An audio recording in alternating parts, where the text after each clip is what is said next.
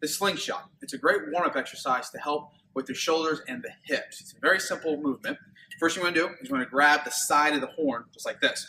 And then I'll show you from the side. All you're doing is you're just going to bring this kettlebell back and forth. As you do this, you want to keep your glutes tight, your abdomen tight.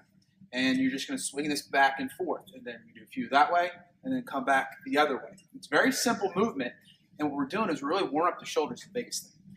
Now, what we want to not to do, I guess the best way to say it, is the sway. You don't want to sway. So if I'm doing this, like moving back and forth like a hula hoop on, it's not going to do us any good. It's actually going to put more strain on the lower back than anything.